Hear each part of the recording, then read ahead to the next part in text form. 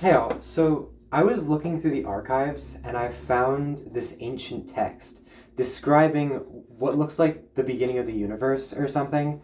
So I figured I would share that. I hope y'all like what is apparently history. Alright, so at the beginning there was nothing, which seems, pretty standard.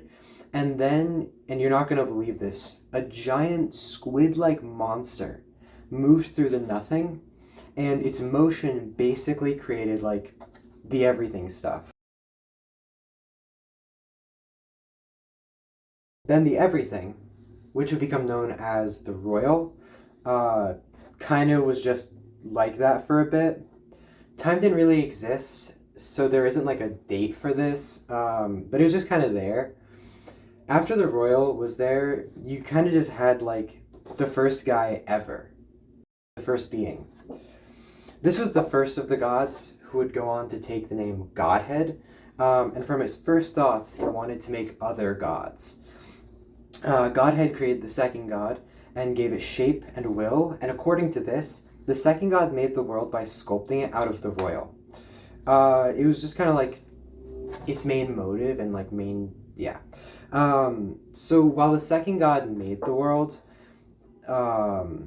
Godhead created a third being, and this guy would go on to make the life that would populate the world.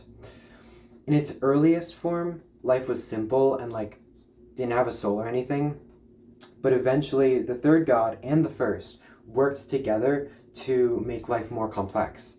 And so it would have a soul and could reproduce, but also needed to eat and could die. Because of this, death became a thing, and while it wasn't a god or anything, it was like there. Also, the world hadn't like settled yet, and so a bunch of stuff was dying just from like the shifting of the planet. Life was kind of like this for a while, but eventually the tiny beings of the planet called to Godhead to calm the sky down. They're like, hey dude, that bright stuff really hurts our eyes. Can you tone that down? So Godhead was like, oh, okay. Because it liked the royal and condensed it into distant orbs that still made light, but weren't so bright. Now, however, the sky was too dark, so the mortals called to Godhead again. They couldn't see, so Godhead created the fourth god, that would be the sun. This is where things chilled for a bit, but eventually, after billions of years, wow, the second two gods, those who created life on the planet, grew tired. They found a place far from the mortals of the world and basically just went right to sleep.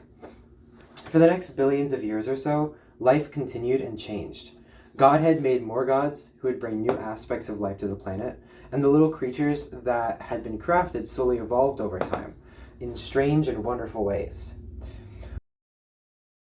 One of the creatures, those who we would recognize as humans, began to appear at some point. It doesn't say when, but as you can imagine, it was like a while ago. They evolved alongside other humanoid creatures, and compared to those, they were fairly insignificant. The Slagmesh were strong, and the Arrowants were fast, and on their own, they were like a lot more able than the weak humans. But because of this, the humans had to band together to survive, and they became much better at surviving. Over time, the humans pushed the other races to the far corners of the world and began to form societies. The human domination of the planet then began. Once humanity began to assert itself over the land, the gods began to take notice of them. The humans and the gods started to form a symbiotic relationship where humans worshipped gods to give them strength, and in return, the gods aided the humans in their survival. Well, that's kind of like the main history, I guess. There are more details, and obviously, like, more happened after, but that's kind of everything really important up until the beginning of, like, modern times, kind of. Maybe something I can go over another time. Okay, I don't know. Bye.